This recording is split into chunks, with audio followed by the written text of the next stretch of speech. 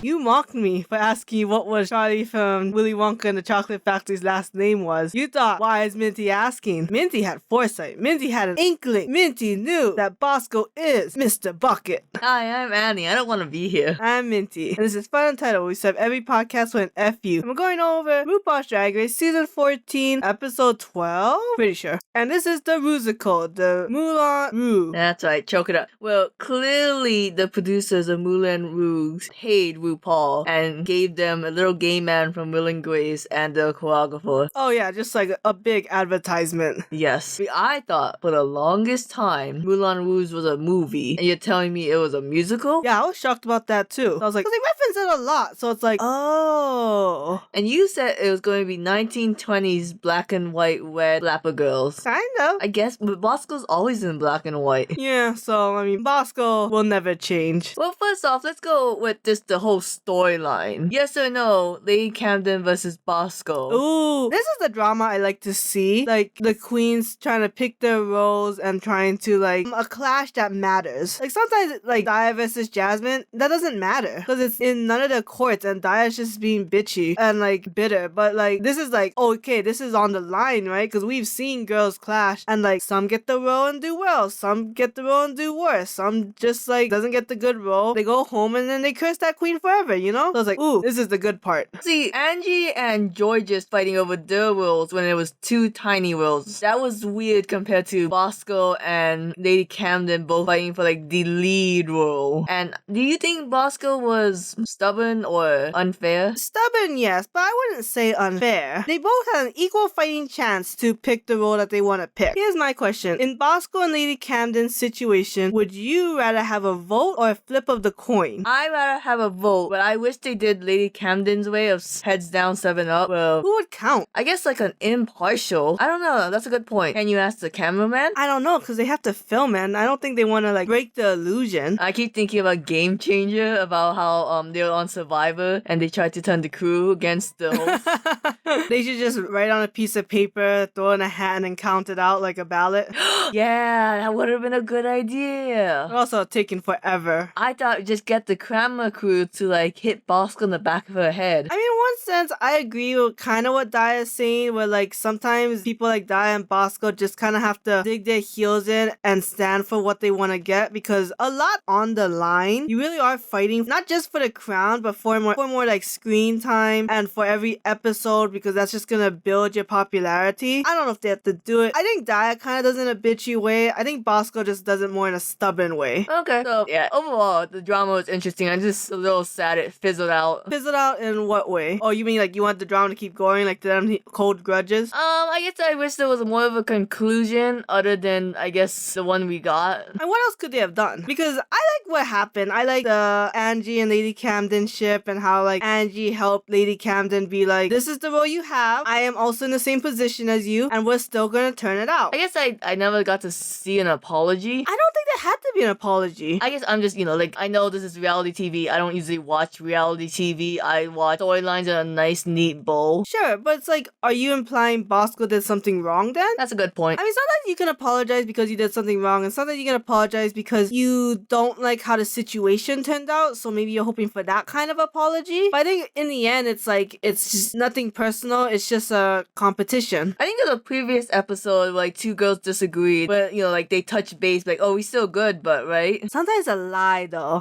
Sometimes, like, ugh, you guys are just doing this for the TV. So, yeah, it was interesting at the beginning, and then at the end, it's just kind of like, okay, whatever. Whatever. I mean, the two people who stuck onto their guts to get the role that they wanted end up in the bottom, so... Oh, they did! Karma! Kind of, not really. So, yeah, we can go down each girl now, because that's just the whole drama. Okay, so Bosco was Saltine, the lead role, the starlet of the... Was it a burlesque show? Yeah, I think so. It was just like, I guess we were all kind of expecting more from Bosco if you're gonna fight that hard for the lead. I don't know if that was necessarily a contention of why she should have been voted by everyone else when asked the question of who you think should go home. But I did think Bosco was fairly weak, and it wasn't as... What is it? It doesn't have like the histrionics, the theater of like she's not hitting every beat that I would want her to hit. Well, two things. One, I think it's fair to say she should go home if your performance and outfit is bad. Okay, I mean, yes, if you're comparing both, yeah. Two, yeah, I'm glad that Michelle Saw has pointed out that her sneeze was really, really fucking bad. Like, when she first did it, I was like, I have no idea, in God's name, what you're doing. Are you making a joke that you're sneezing badly because you're allergic to poor people? It was a little awkward, especially for what the payoff of the joke was. It should have been more like implications of death. Yeah, like, your whole body should be recoiling from this sneeze. Kind of like what you do. Oh, screw you. I am in pain sometimes when I sneeze. And,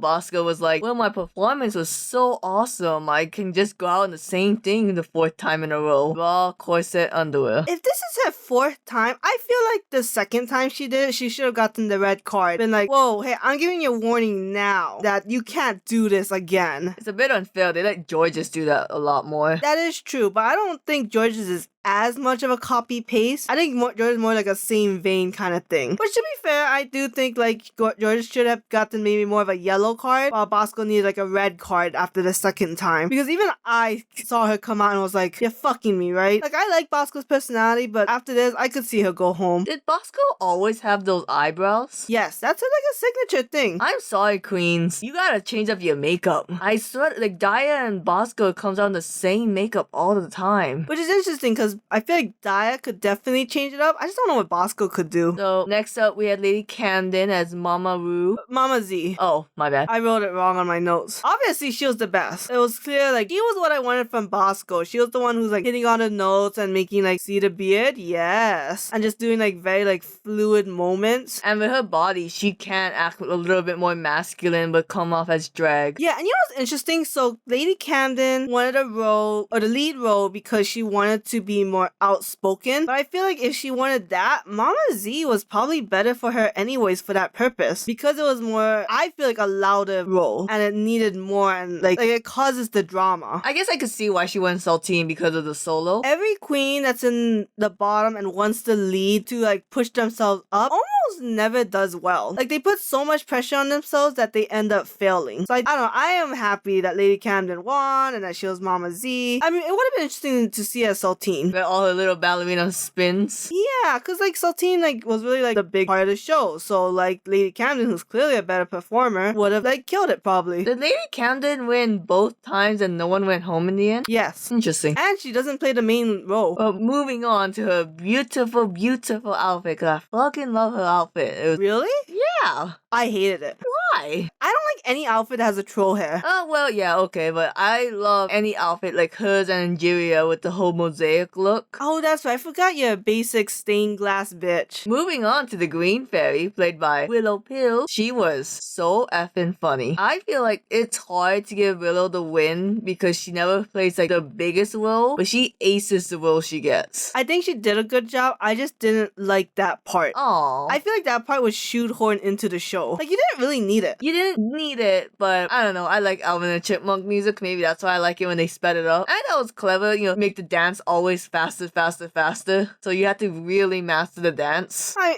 get what you're saying. Yeah, it was fine. I liked her runway look, the fireworks. It was extremely cute. I mean, reflective, mirror, close enough. I mean, it looked cheap to me. Not as cheap as someone else's, but it looks like she wore, just kind of shirt pants and taped some things to the back. Her hair had like little like horns. No, that wasn't missed. It just wasn't noted. Out. It's compare that to Willow's the panty look or the Reggie look. It just, to me, it didn't meet the budget criteria. But then again, compared to someone else, it looked like it was $500.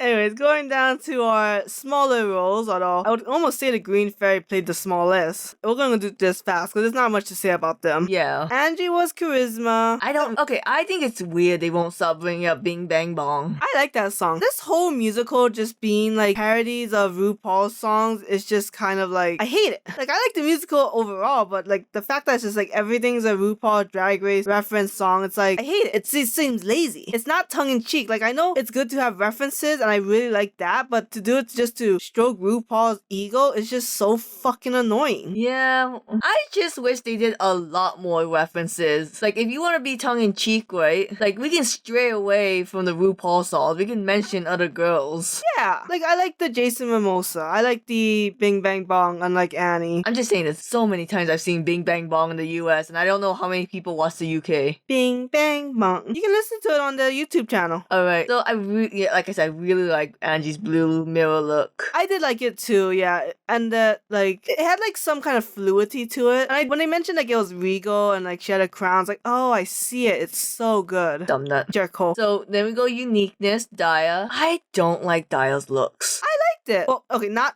her runway look. I like the pink look. You're a pink basic bitch. If I'm a mosaic glass bitch, you're a pink bitch. I think the look was good. I think her acting was fine. She had a small role, so we weren't really expecting much. So funny that Daya and Deja was ready to fight for their roles and no one wanted it. Surprisingly, yeah. So- And then her kiss-inspired spike look. I think the look was fine. I wish it didn't have the cape. The cape is extremely distracting. Did that scream mirror more than Willow Pill? No, but I also don't really remember the material that much. I mean, these people just got hollow and called it done. Right, so that's reflective. So why is that okay? But like mirror, okay. Hollow, okay. Reflective, not okay. I don't know. I just think if you're gonna be harsh with Willow, you should be harsh with Daya. Because I thought they were both fine. Alright, if we have to give them equal, then they both go on the bottom. Alright. You know what? How come neither or no one went camp and did like A giant mirror on the wall. yeah, or like I don't know. Oh, that TikTok of like the person who has like a mirror in the middle of them and it's two different looks, Oh, but when yeah. they change their angle, it looks like a full person. Magmorphosis, I bet, would have done a really cool mirror look. I could see that because she's like a campy queen. Oh man, we gotta go on Instagram, gotta look up all these queens and what they would have done. So we move on to Nerve versus Deja Skies. I am surprised Deja wasn't on the bottom. I didn't care for the rap. I didn't care for anything she was doing. And her look was so terrible. It was so ugly. When she came out, I was like, bitch, you gotta bedazzle it somewhat. This is so ugly. I forgot what the theme was. It's like, oh, I'm looking myself in the mirror. No. Go back to school. So it's like, How are you the seamstress of the season? how are you not home at this point? Deja really needs to go home. Right? Like, I'm sick of this. Deja, you did great, but this one thing prevented you from being on the top. Like, no, Deja, everything you did prevented you from being on the top. then George's was talent, and I thought George's did fine. I don't know why I was like, you fade in the background. It's like, she didn't have a role afterwards. What was she supposed to do? She was literally given the hint of like, when it's your turn, be the showstopper. When it's not your turn, then you still have to be interesting, but remember, that's not your show to steal. It's really weird because they're like, oh, Daya, you did that scene where you gave the arsenic to Bosco. You really stole the scene there. And it's like, no, she didn't. She read the script. Like, it's not George's fault she didn't have any more lines. Yeah, so it's like, that was rough. And her cage look was okay. I didn't think it was fantastic, but it was whatever. So just like how everyone voted for Bosco to play Saltine, everyone voted for Bosco to go home. I like Bosco having the attitude of like, you had to pick a name, it's whatever. But George's cut deep. Like, holy Oh, shit. everyone fucking loves George just saying that. Although I think it's fucking unfair. Yeah, you're not a good dancer, so that's why you should go home. It's like, Georges, you failed several challenges. I just think like, George's, you just say a name and you don't necessarily have to go like this and this and this and this. It's like, okay, we get it. Your feelings are hurt. It's weird that Georges was like, oh, Bosco was kind of mean to Lady Camden, and George is like, hold my beer, Bosco. I'll show you how to be a bitch. Oh, I see what you're saying, yeah. Like, it's just like, I hated that time. I forget who. Someone got really mad at Denali. I think Candy got really mad at Denali for saying her name. Yeah. Like, Candy, what do you want her to do? Say her own name? Oh my goodness. Yeah, yeah, it's like, geez, you guys know what you're up for. Don't take it so fucking personally. Like, I get that it's a high-strung, high-risk, high-reward kind of situation, but you're all playing the same game. So, Georges and Bosco danced to a remix of Heartbreak Hotel by Whitney Houston. It's an okay song. It's an okay song. Probably better without the remix. It sucks that if you really know the original song, but you have to relearn the remix to lip sync. Yeah, I wonder why they do that. I think it's just so they can do slow songs, but like more upbeat. Or just pick upbeat songs. I can't believe you guys picked all the upbeat In ones. season 14, we went through at least 20 times 14 songs. I will refuse to believe that they picked like all the Britney Spears songs already, even though season 13's finale was all Britney Spears songs. That's only 3. So, of course, Bosco went home because, as she said, RuPaul is the organ donor to Georges. And, of course,